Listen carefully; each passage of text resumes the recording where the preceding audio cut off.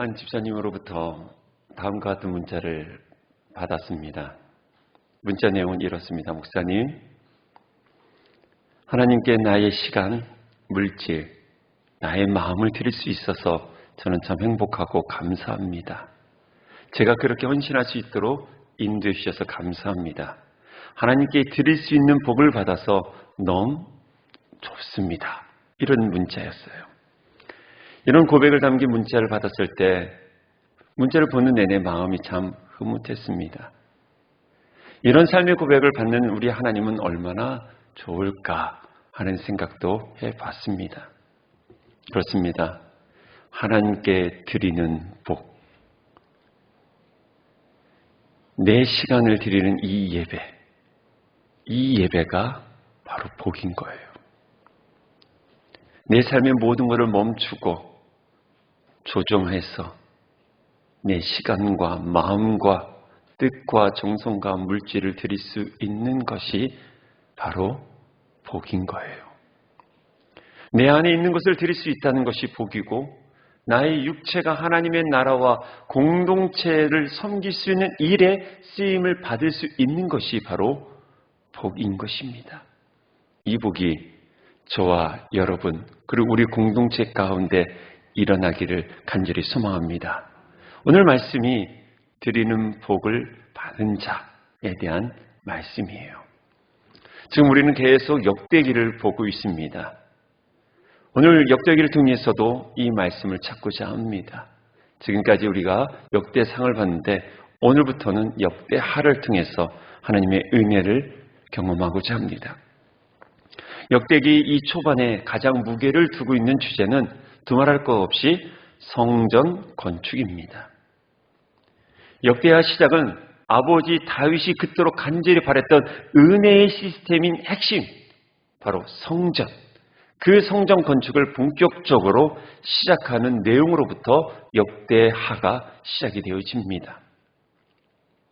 우리 공동체도 성전을 건축해 봤지만 이 성전 건축이라는 것은 실로 대단한 사역입니다.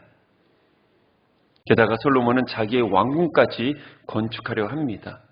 성전과 왕궁을 건축하는 그 기간이 무려 20년 정도 걸립니다.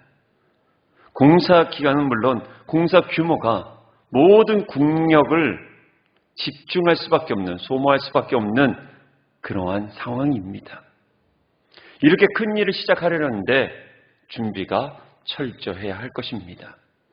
그래서 역대하 2장을 보면 준비 과정이 아주 꼼꼼하게 기록되어져 있습니다. 자, 그렇다면 과연 지혜의 왕인 솔로몬은 무엇을 어떻게 준비했을까요? 역대하는 솔로몬에 관한 기록이 대부분인데 그 솔로몬의 기록 중에서 가장 많이 차지하는 것이 바로 성전 건축에 대한 부분이에요. 솔로몬이 이야기하는 전부예요, 거의. 솔로몬이 어떠했다 어떠한 것보다도 성전 건축에 대한 비중이 매우 큽니다. 왜 이렇게 솔로몬 이야기를 할 때 성전 건축을 집중했을까? 다른 것이 아니라 바로 역대하가 기록된 시기가 무너진 성전을 건축을 해야 될 시기였던 겁니다. 무너진 성전을 건축하고 있는 이스라엘 백성들, 포로 생활에서 돌아온 이스라엘 백성들에게 성전에 대한 메시지를 주고 싶어서 역대기 저자는 솔로몬 이야기를 하는 가운데 가장 많은 성전 건축에 대한 비중을 강화하고 있는 것입니다. 먼저 역대하의 그 성전 건축에 관한 말씀의 전체의 분위기를 보면 솔로몬은 철저하게 준비했고 아름답게 성전을 건축을 했고 하나님은 이 성전을 기쁘시게 받으신 것을 우리는 알 수 있습니다. 그럼에도 솔로몬의 이 성전 건축에는 문제가 적지 않았다는 것을 우리는 알 수 있습니다. 성전 건축이 솔로몬의 생애의 가장 큰 비중이었는데 문제가 있었다는 거예요. 이 문제가 솔로몬의 앞으로의 삶에 있어서 꽤 큰 비중의 영향을 주고 있습니다. 어떤 영향력이냐? 타락하게 되는. 성전 건축을 하는데 문제점이 발생을 했어요. 그 문제가 솔로몬의 삶과 신앙에 큰 문제를 일으킵니다. 이 성전 건축 이후로 솔로몬의 말년에는 이방 여인들을 왕비로 맞이합니다. 우상 숭배를 허락하면서 솔로몬의 삶과 이스라엘 민족은 타락에 빠지기 시작을 합니다. 이 타락의 씨앗이 어디서부터냐? 바로 성전 건축이었다는 거예요. 참 아이러니하지요. 하나님이 흠모하고 하나님이 너무나 좋아했던 성전 건축을 끝낸 후에 솔로몬의 삶이 뒤틀어져요. 그 시발점이 바로 성전 건축에 있었다는 거예요. 그 문제를 오늘 한번 살펴보고자 합니다. 먼저 질문 하나를 던져보려고 합니다. 이스라엘 왕의 기준점이 되는, 표준이 되는 다윗 왕이 만약에 성전 건축을 시작했다면 과연 어떻게 했을까라는 질문이에요. 다윗 왕이라면 과연 성전 건축을 시작하는데 무엇부터 시작을 했었을까라는 질문이 오늘 말씀 앞에 직면되어 있거든요. 다윗 같았으면 어떻게 했을까요? 여러분들 같았으면 어떻게 하시겠습니까? 다윗 왕은 예배를 드렸을 것이에요.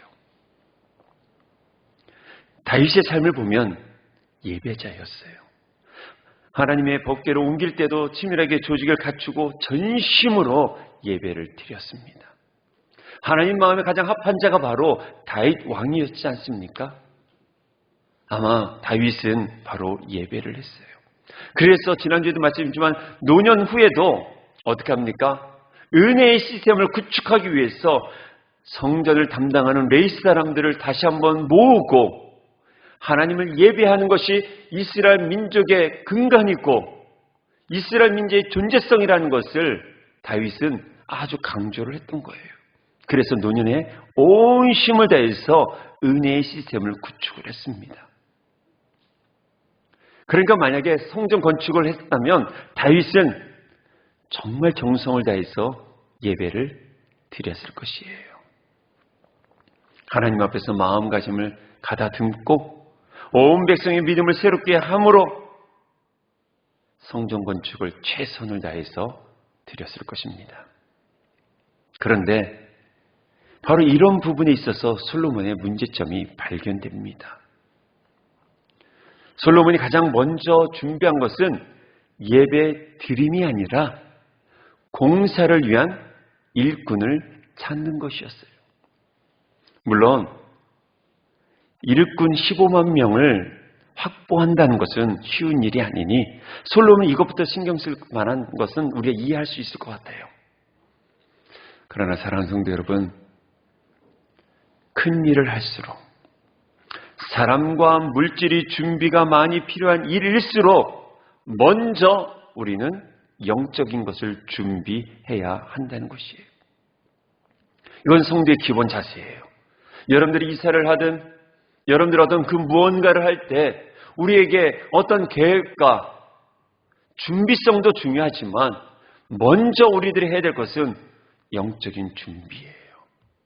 이것이 성도와 비성도의 차이점입니다. 아무리 잘 준비한다 할지라도 성령보다 기도보다 앞서지 말아야 되는 그 슬로건처럼 우리는 기도해야 하는 것이에요. 여러분들은 어떻습니까?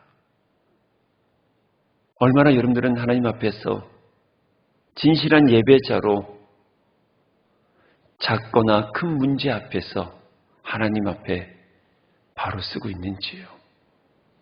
아니면 여전히 계산기를 두드리면서 펜대를 굴리면서 이렇게 하면 잘 되겠지? 이렇게 하면 내 지금 문제를 막을 수 있겠지? 그것보다 우리는 하나님 앞에 회개하고 하나님 앞에서 진실해야 한다는 것이에요. 그러나 솔로몬은 예배를 드리지 않습니다. 일꾼을 준비시킵니다. 영적인 준비는 다윗이 준비를 철저하게 해놨을 거예요. 그러니 아들인 솔로몬은 일만 추진하면 되겠다라고 생각할 수도 있을 것 같아요. 아닙니다. 절대로 그렇지 않습니다. 여러분들이 기도했다고 여러분들의 자녀가 그냥 얻는 거 아닙니다. 자녀는 자녀의 신앙 앞에서 서야 되는 거예요. 여러분은 여러분들 믿음으로 가지고 하나님 앞에 예배하는 거고요. 여러분들이 예배드렸으니까 자녀가 아닙니다.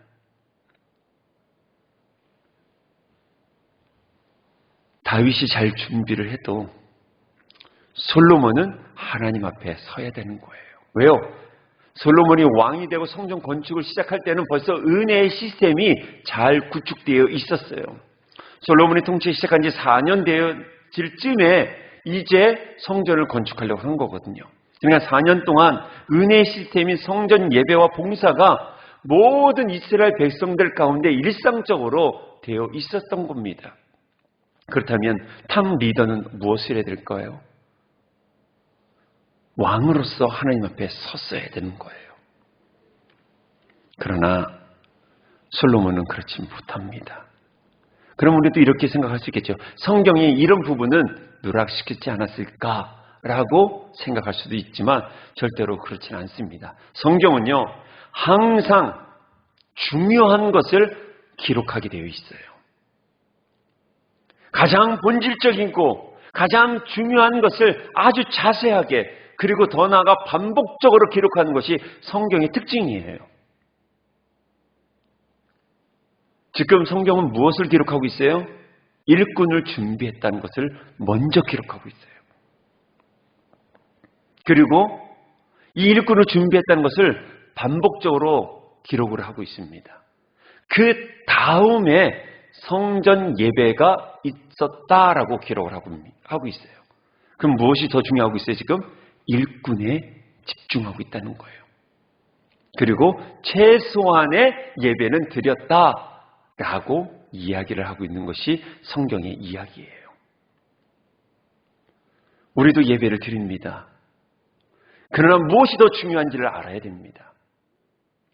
우리는 일상생활에서 먼저 계획하고 내 것을 먼저 채우려고 하는 것이 더 우선 아니겠습니까? 그리고 우리는 또 이야기하죠. 우리도 예배를 드렸어. 나도 기도했어. 아니요. 나는 예배 드렸어. 그리고 나의 삶을 주님께 맡길 거야. 이것이 우리의 신앙 고백인 것이에요. 문제 앞에 지금 직면하고 있습니다. 지금 세상 모두가 너무나 힘들고 어렵습니다.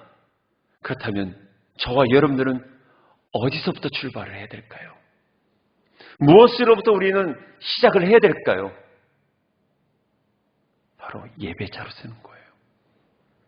매일매일 삶의 자리에서 말씀 앞에 서서 오늘의 하루라는 이 귀한 시간을 하나님께 먼저 드리고 하나님의 뜻이 무엇인가를 분별할 수 있는 지혜가 우리 가운데 필요한 것입니다.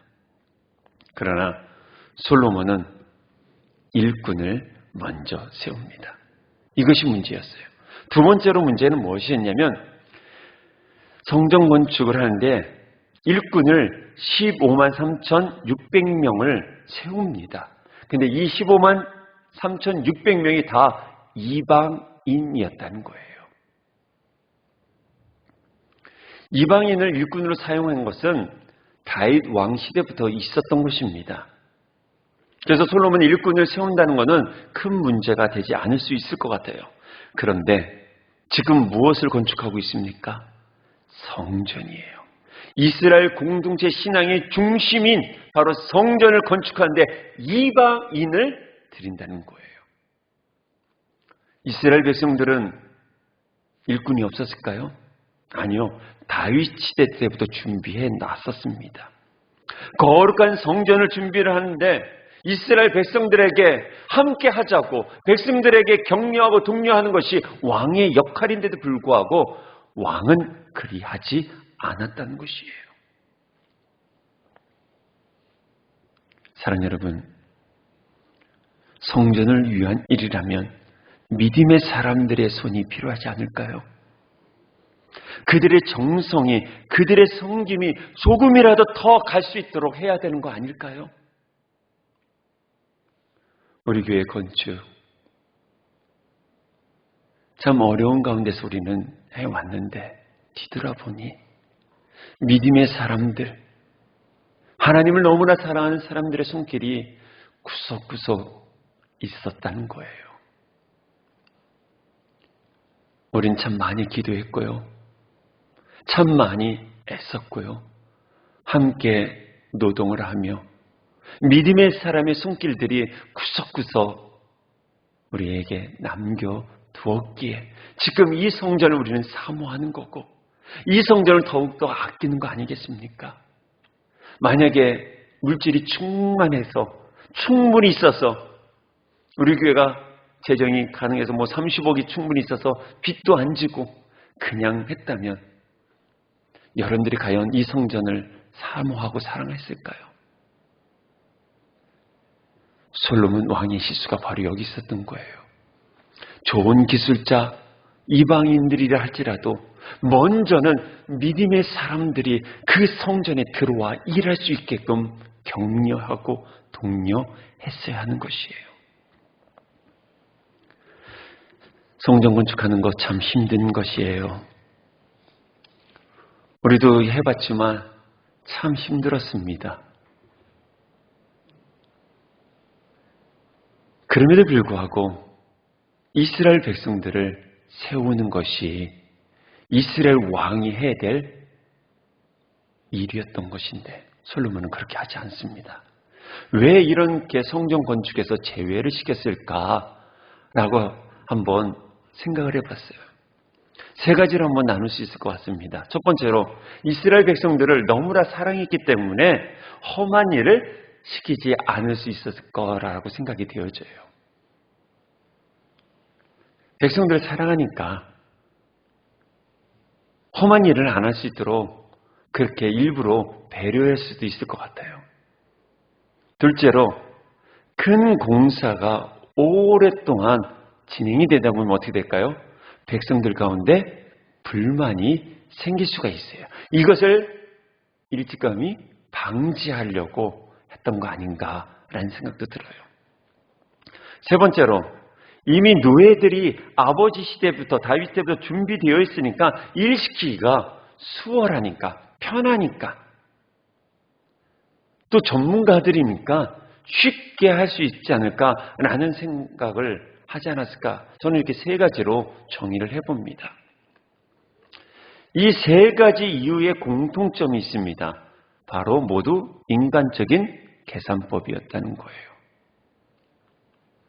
솔로몬은 지혜의 왕이었으므로 이 모든 것을 종합하여 친밀하게 생각했을 것입니다.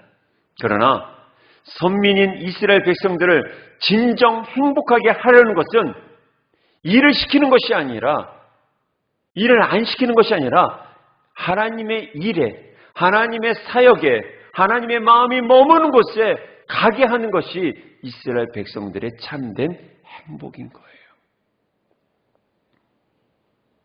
이스라엘 백성들을 영적으로 깨어서 기쁘게 자발적으로 성전을 위해서 물질과 노력을 들일 수 있도록 인도해야 되는 것이 왕이 해야 될 일이었던 것이에요. 하나님 앞에 드리는 것이 헌신이기에 그것이 얼마나 행복한 것인지를 백성들에게 가르쳐 줬어야 되는 거예요. 사랑하는 성도 여러분, 하나님 앞에 물질과 시간과 나의 마음을 드릴 수 있다면 그것이 바로 자녀된 우리의 기쁨이고 복인 것입니다. 하나님께 드리면 더 큰 것으로 받기 때문이 아니라 내가 하나님 앞에 드릴 수 있는 사람이 되었다. 그 정도로 내가 하나님과 관계가 돈독해지고 친밀해졌다는 그 사실 자체가 복인 것이에요. 자녀로서 부모에게 무언가를 드릴 때 얼마나 행복합니까? 부모에게 드리지 못할 때가 더 불편한 거 아니겠습니까? 사랑하는 부모를 위해서 무언가를 드린다는 자체가 내게 이만한 물질이 있고 이만한 여유가 있고 이만한 힘이 있다는 거, 그게 참 복이거든요. 신앙도 마찬가지입니다. 내가 하나님께 드리니까 더 큰 거를 주시겠다? 아니요. 내가 하나님께 드릴 수 있는 이 마음이 있다는 거, 내 시간이 있다는 거, 내 힘이 있다는 거, 내 물질이 있다는 것, 그래서 더욱더 하나님과 더 돈독한 관계가 됐다는 것이 우리에게 복인 줄 사랑하는 성도 여러분, 믿을 수 있기를 간절히 소망합니다. 다윗 왕은요, 이것을 알고 있었어요. 그래서 역대상 29장 9절을 우리 한번 보도록 하겠습니다. 바로 다음 장 넘으면 역대상 29장 9절, 우리 한 목소리로 함께 읽어보도록 하겠습니다. 역대상 제29장 9절 시작. 백성들은 자원하여 드렸으므로 기뻐하였으니 곧 그들이 성심으로 여호와께 자원하여 드렸으므로 다윗 왕도 심히 기뻐하니라. 아멘. 다윗 왕이 백성들에게 하나님의 성전이 이제 앞으로 지어질 것인데 우리 함께 동력하자고 권면을 합니다. 그런데 그것을 백성들이 받아들이고 자발적으로 그 모든 것을 하나님께 드립니다. 성심으로 여호와께 자원하여 드리니 다윗 왕이 힘이 기뻐했다라고 하는 거예요. 하나님의 통치를 받는 이스라엘 왕은 백성들이 하나님께 힘써 나아갈 수 있도록 이끌어야 합니다. 백성은 진정으로 아끼려면, 정말 여러분들의 자녀들을 정말로 아낀다면, 사랑한다면 하나님께 나아가는 법을 가르쳐 줘야 돼요. 그것이 그들에게 복인 거예요. 이스라엘 왕이었던 다윗은 그것을 알고 백성들에게 권면을 해서 나아갑니다. 왕 자신을 위한 세금이라면 덜 내야 되겠죠. 그러나 하나님을 위해서 기쁘게 드리는 것, 그것이 드리는 자의 복이라는 것을 알게끔 해주는 것이 왕의 일이요, 부모된 우리의 일이라는 것입니다. 역대하 2장에는 또 다른 문제가 또 발생이 되어집니다. 그것은 금속 공예와 직물 공예와 조각에 능한 기술자들을 구하는 일이었습니다. 그런데 이것을 백성들 가운데서 찾지 아니하고 누구를 찾느냐? 이방 왕 두로 왕에게 요청을 합니다. 기술자를 보내달라고. 만약에 오늘 우리 찬양팀이 참 좋은 찬양으로 중창을 했습니다. 너무 좋잖아요. 우리 성가대들도 있어요. 그런데 제가 아는 솔리스트나 그런 사람들을 불러서 만약 했다면 과연 어땠을까요? 노래는 잘할 수 있겠죠. 또한 은혜도 받을 수 있을 것 같아요. 그러나 성가대 찬양하는 사람으로서 헌신한 우리 성도들의 그 믿음의 자세에 스크래치를 낸 거라고 저는 생각이 되어져요. 이스라엘 백성들 안에도 분명히 이런 기술자는 있었습니다. 그런데 불구하고 솔로몬 왕은 두로 왕에게 이런 기술자를 보내달라고 합니다. 왜 그랬을까요? 바로 정치적 관계성 때문에 그런 거예요. 성전을 아름답게 지을 수는 있을 것 같아요. 그러나 인간이 아무리 아름답게 진다 할지라도 하나님 마음에 들을 수 있을까요? 그렇지 않아요.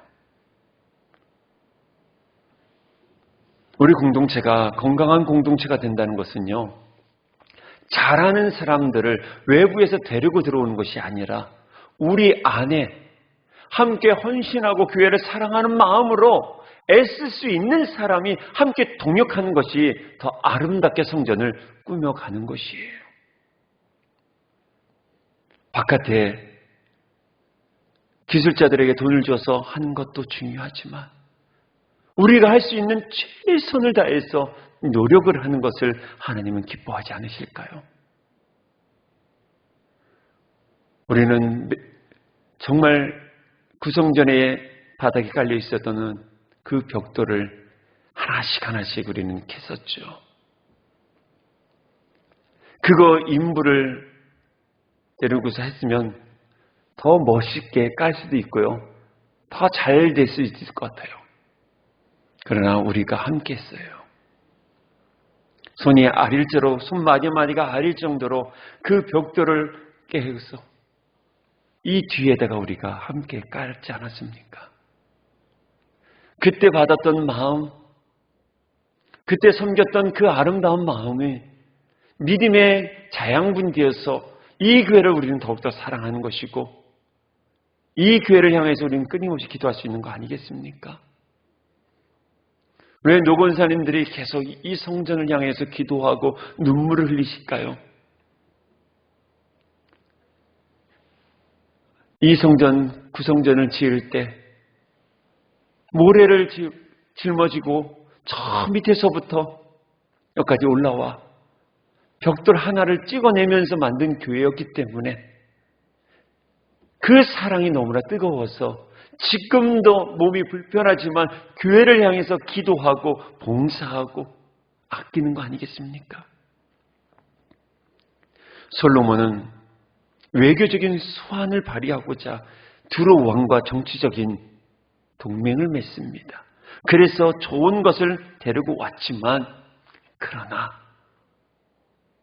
백성들이 하나님 앞에 복을 받는 것을 막은 사람이 또 솔로몬이 되었던 거예요. 참 아이러니합니다. 이런 준비상의 오류가 있었지만 궁극적으로는 성전은 아름답게 지어졌고 하나님은 기쁘시게 받으셨습니다.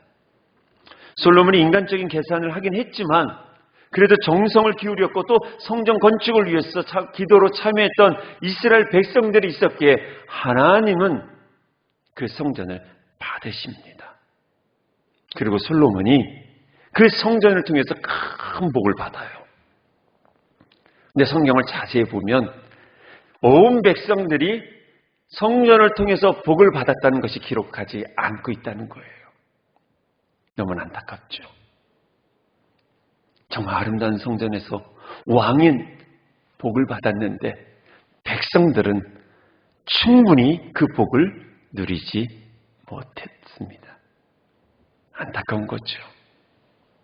성도 여러분, 앞서 살펴본 대로 솔로몬 성전 건축에 몇 가지 부족한 점이 있음에도 불구하고 솔로몬에게 늘 따라다니는 수식어가 있습니다.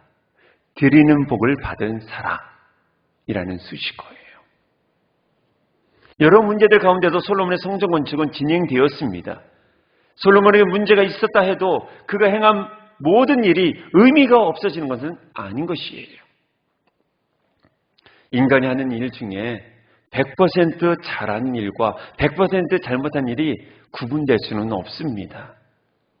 모든 일에는 양면성이 있습니다. 그래서 우리들은 이 양면성을 잘 볼 수 있는 능력이 필요한 거예요. 잘못이 있는 사람이 모든 것이 다 잘못된 것이 아니라 그 잘못한 사람들 안에도 보면 잘한 것이 있음을 우리는 알아야 된다는 것이에요. 솔로몬은 성전에 최고의 재료와 최고의 정성을 다해서 건축을 했습니다. 재료 자체보다는 어떻게든 더 좋은 것을 드리려고 하는 정성이 솔로몬에게는 매우 중요했던 것 같습니다. 솔로몬은 마음과 정성을 다해서 하나님의 성전을 지으면서 놀라운 은혜를 경험을 했을 것입니다. 또 그렇게 지은 성전에서 하나님이 임재하셨을 때 감동은 이루 말할 수 없었을 것입니다. 자, 그렇다면 솔로몬의 성전에 하나님의 임재하셨다는 이 기록은 역대하의 저자와 이 글의 첫 독자들, 포로로 돌아왔던 이스라엘 백성들에게는 어떠한 의미로 다가왔느냐는 거예요. 이스라엘 백성들이 포로 생활 후에 고향으로 들어와 이제 새 성전을 건축을 하는데 이 건축하는 것이 솔로몬 성전보다 화려할 수가 없었죠. 잘 지을 수 없었겠죠. 매우 초라했었습니다. 이 성전을 바라보면서 이스라엘 백성들은 과연 어떤 마음을 가졌을까요? 너무 초라하다. 이것밖에 못했을까? 라는 그런 자괴감에 빠질 수가 있었을 때 역대 저자가 메시지를 던지는 겁니다. 외형이 아니라 마음이다라는 거예요. 몇 명이 하는 것이 아니라 너희들이 함께하는 그 마음을 하나님은 받으신다라는 것을 말해주고자 역대 이 저자는 지금 솔로몬의 성전의 부족한 부분까지도 끄집어내면서 이스라엘 백성들에게 이야기를 하고 있는 것이에요. 외형적인 아름다움이 아니라 너희들이 섬기고 벽돌 하나라도 돌멩이 하나라도 나무 하나라도 심으려고 하는 그 마음을 하나님은 기억하고 있다라는 것이 역대하의 메시지인 것이에요. 그것을 기억하시는 하나님. 사랑하는 여러분, 생각해 보십시오. 포로 생활 이후에 와서 하나님 앞에 드린다고 할 때 얼마나 잘 드릴 수 있겠습니까? 드릴 것이 과연 있었을까요? 포로 생활에서 돌아왔습니다. 먹을 것도 없는 가운데서 그래도 이스라엘 자기들의 신앙의 중심인 성전을 건축해야 된다는 그 마음이 불붙듯이 있으니까 어떻게 해요? 밤낮으로 와서 함께 노동을 하고 무거운 돌을 올렸지 않았을까요? 겨우 한 끼 먹으면서 다쳐가면서 하나님의 성전을 아름답게 만들려고 이스라엘 백성들은 얼마나 노력했을까요?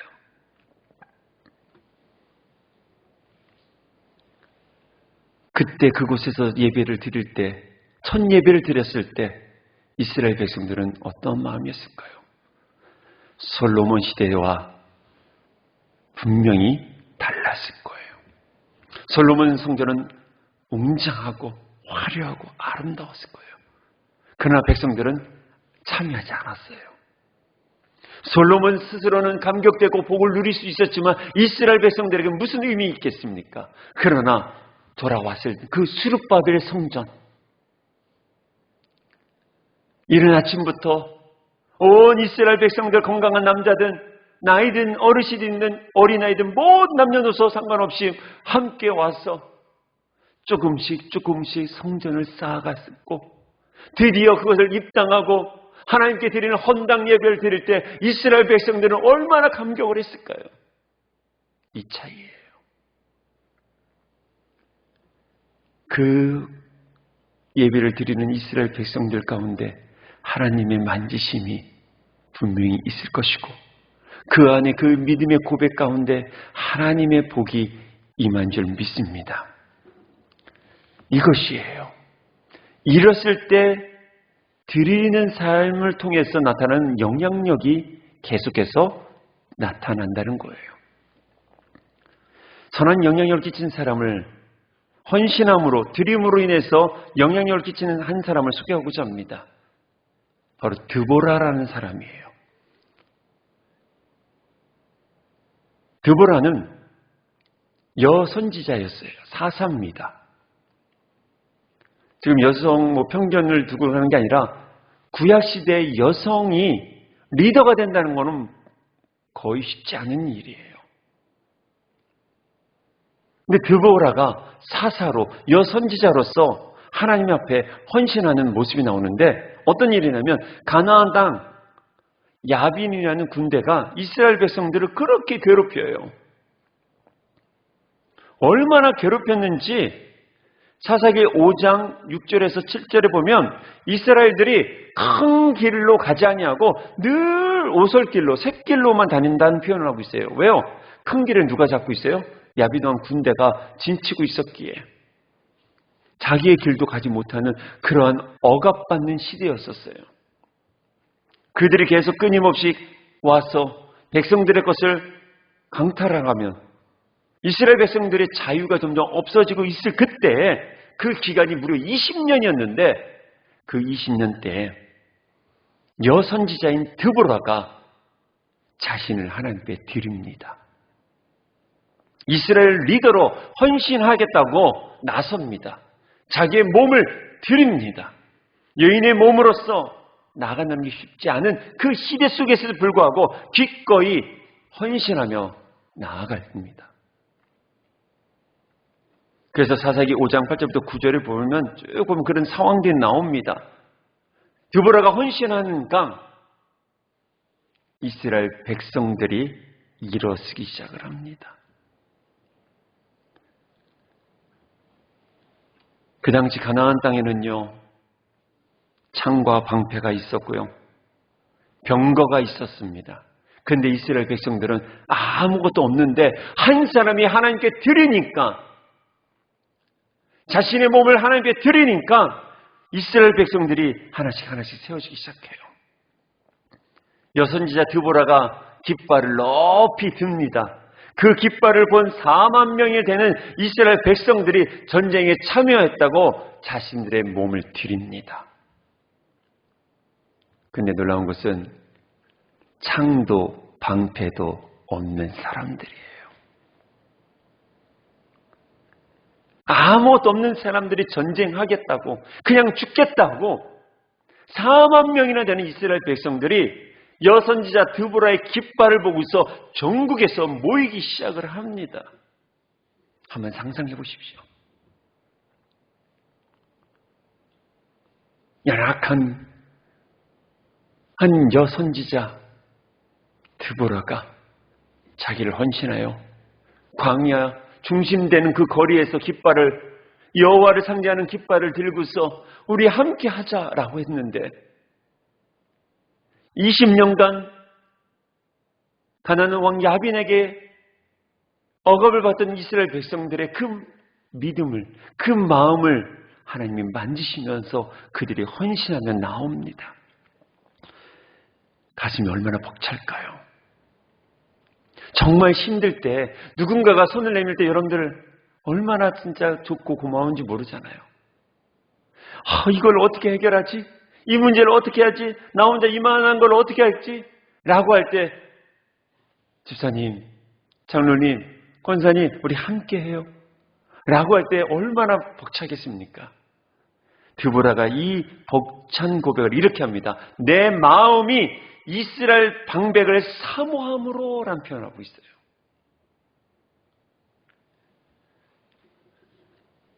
일 년 가까이 교회를 지어가면서 아마 우리 모두가 이런 것을 경험을 하지 않았나 생각이 되어집니다.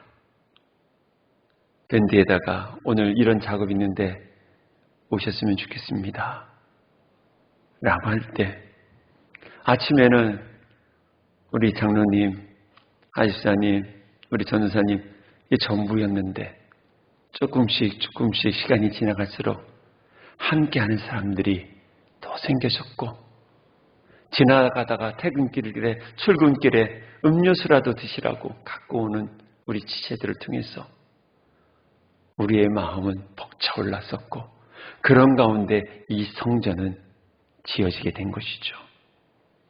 드보라도 그렇게 되었던 것 같아요. 그 가슴이 벅찹니다. 그러면서 이렇게 고백을 또 합니다. 그들의 백성 중에서 즐거이 헌신하였으므로 라는 표현하고 있어요. 그 4만 명이 즐거이 헌신했다라는 거예요. 창도 없고 방패도 없습니다.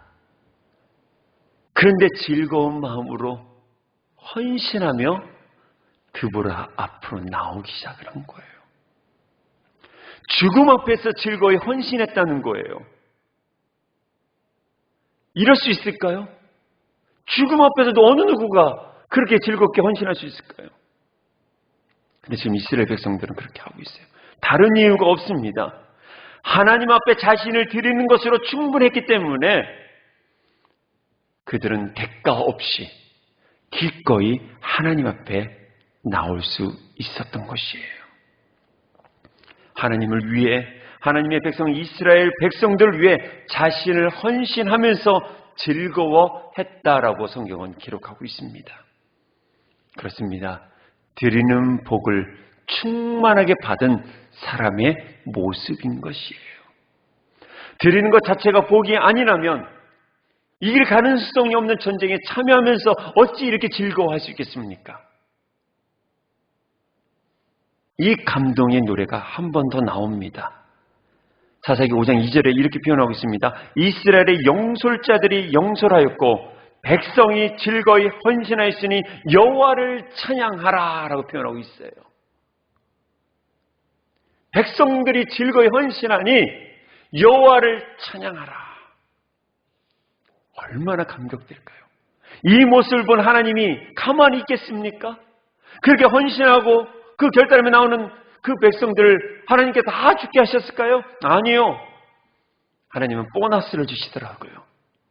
이스라엘 백성들이요, 아무것도 없음에도 불구하고 하나님 앞에서 헌신하니 20년 동안 아무도 헌신하지 않는 그 상황 속에서 한 여종을 통해서 헌신하니 하나님께서 그들에게 복을 주셔서 그 전쟁을 이기게끔 하십니다.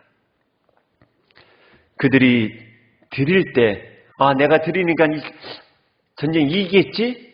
그런 마음 없었던 것 같아요. 여러분들이 이 공동체와 하나님을 향해서 헌신할 때 내가 이거 드리면 복 받겠지? 그 마음으로 드리시는가요? 저는 아니라고 봅니다. 시간을 내고 물질을 드리고 마음을 쓰고 온 힘을 다해서 헌신하는 그 성도들 한 사람 한 사람을 보면 내가 드릴 수 있다고, 내가 건강해서 내 시간이 좀 여유가 있어서 하나님께 헌신할 수 있는 것이 나에겐 복이라는 것을 알고 있기에 그렇게 헌신하고 나아가는 거 아니겠습니까? 이스라엘 백성들도요, 내가 헌신하니까 승리하겠다? 아니에요. 내가 죽더라도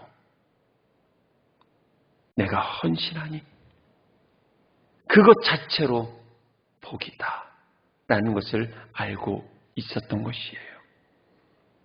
사랑하는 여러분, 즐거이 헌신할 수 있는 사람, 드릴 수 있는 복을 누릴 수 있는 성도들 되기를 간절히 축원합니다. 마태복음 20장 보면 포도원 품꾼 비유가 나옵니다. 너무나 잘 아는 내용이죠. 일꾼을 이제 스카우트합니다. 픽업을 하는데 이른 아침부터 9시, 12시, 오후 3시, 오후 5시 이렇게 나가서 일할 사람들을 데리고 와요. 그래서 일을 한 다음에 마치고서 품삯을 줍니다. 근데 품삯이 어떻게 차별이 있었나요? 아니요. 다 똑같았어요. 그러니까 일찍 온 사람이 어떻게 해요? 입이 이만큼 나옵니다. 불평을 합니다. 그러니까 주인이 이렇게 말합니다. 똑같이 주는 것은 내 뜻이다 라고 하면서 이와 같이 나중된 자로서 먼저 되고 먼저 된 자로서 나중되리라 라는 말씀을 하셔요. 이 비유를 여러분들은 어떻게 이해하십니까? 이 비유는 이렇게 해석을 해야 됩니다. 먼저 일단 한 달란트를 받았다는 것, 품삯이 다 똑같았어요. 이것은 우리 모두가 천국에 들어갔다는 것을, 천국을 소유했다는 것을 의미합니다. 먼저 온 사람이란 일찍부터 예수님을 믿고 예수님을 위해 많은 일을 한 사람이라는 것을 여러분들은 인지하셔야 돼요. 그런데 그런 사람도 예수님을 위해서 별로 일하지 않는 사람보다 더 받지 못합니다. 그 까닭은 하나님과 함께하는 완전한 상태를 의미하므로 그 위에 더할 것이 없기 때문에 그렇습니다. 즉, 우리는 천국 백성으로 만족해야 한다는 것이에요. 구원받은 것이 우리는 전부예요. 예수 믿는 것은요, 우리는 구원받는 것 그 자체가 끝이에요. 근데 우리는 계속 무엇을 찾고 있어요? 내가 이렇게 헌신했는데, 내가 일찍부터 와서 하나님을 위해서 일했는데 왜 나에게 복 안 주냐? 우리는 그렇게 늘 9시에 온 일꾼처럼 불평과 불만을 하죠.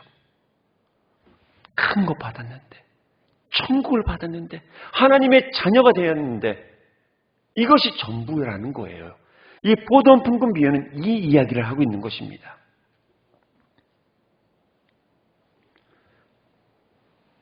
먼저 온 사람은 주인을 위해 더 수고하는 복을 받은 자예요. 생각해 보십시오. 일찍부터 일을 했어요. 하나님의 일을 많이 한 것. 그렇게 드리는 것이 복이라는 것을 성경은 말해주고 있는 거예요. 수고한 다음에 보상을 받는 것이 복이 아니라 수고하는 그 자체가 복인 것입니다. 모아서 드리는 복이 아니라 드리는 복을 향해서 눈을 여는 것, 이것이 바로 천국 백성의 표징인 것이에요. 내가 드릴 수 있다는 것. 받아서 모으는 것이 복이 아니라 내가 드릴 수 있고 내 시간을 드릴 수 있는 것이 천국 백성의 표징이라는 거예요. 우리는 때로 하나님 앞에 무엇을 드리면 그 대가로 세상에서 하는 일이 남들보다 더 잘 풀릴 거라는 기대감을 갖습니다. 사실 이것은 기대할 만한 일이기도 합니다.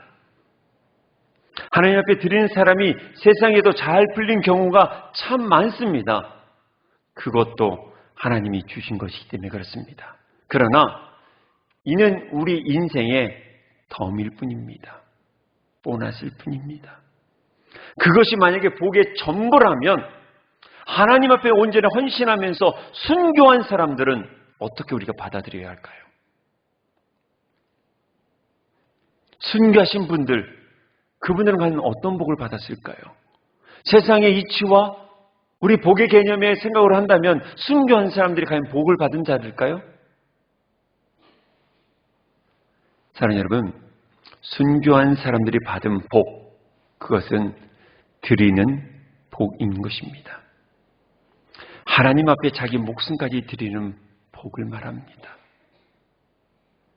이게 쉬운 게 아니거든요. 왜냐하면 우리가 잘 아는 이 깔뱅, 우리 장로교의 이제 창시자였던 깔뱅의 교리 중에 하나가 전적 타락이라는 단어가 있어요. 이 말은 쉽게 말해서 우리는 모든 생각부터 행동까지 완벽하게 타락한 존재라는 거예요. 그로 인해 될 수만 있으면 우리 인간은 계속 모으고 소유하고 가지고 싶어하는 욕망 속에 살아간다는 거예요. 이것이 바로 우리의 본성이고 타락의 결과라고 이야기를 하고 있습니다. 이게 우리들의 모습이에요. 그런데 이것을 깨고서 내 시간을 드리고 이것을 깨고 내 마음을 드리고 이것을 깨고 물질을 드리고 이거를 깨서 내 생명까지 드릴 수 있다는 것은 위대한 복이라는 거예요. 왜냐하면 지금 이 세상은 사단이 지배하는 질서 가운데 있기에 이것을 거부하는 거예요. 하나님의 백성들은 바로 이것을 거부하는 백성들입니다. 세상의 질서, 사단 마귀가 조종하고 있는 이 세상의 질서와 경제 논리에서 아니요, 드리는 것이 복입니다. 받는 것이 복이 아니라 주는 것이 복이라는 예수님의 말씀을 실천하는 것이 하나님 백성의 질서요, 이것이 복이라는 것이에요. 사랑하는 여러분, 이 가치를 우리는 기억하고 이 가치대로 우리는 살아가려고 노력하셔야 돼요.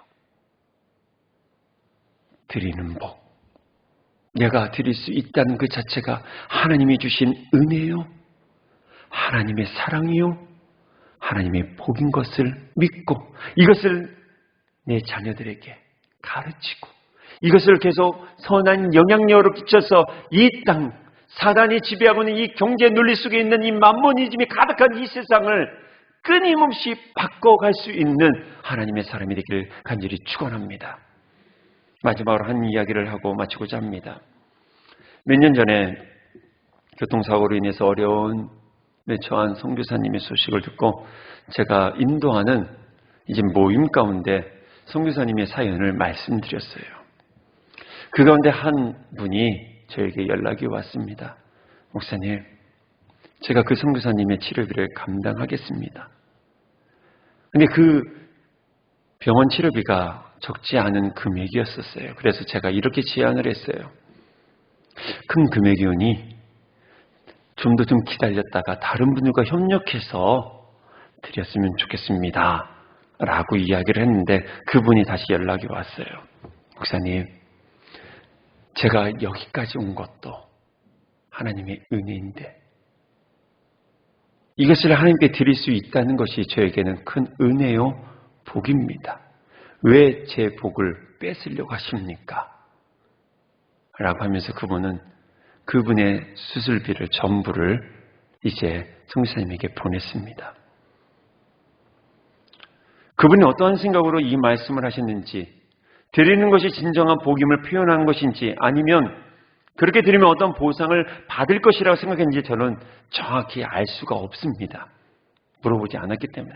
그러나 이 말씀을 준비하면서 그분이 떠오르는 것을 보고 지금까지 그분을 잊지 못하고 계속 교제하는 걸 보면, 그분의 어떤 삶을 보면 그분은 보상을 생각하지 아니하고 드리는 자체를 기뻐하셨던 것 같습니다.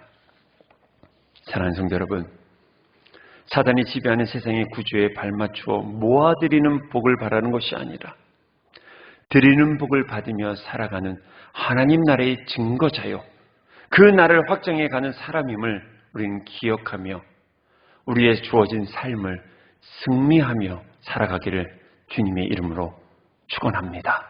기도하겠습니다.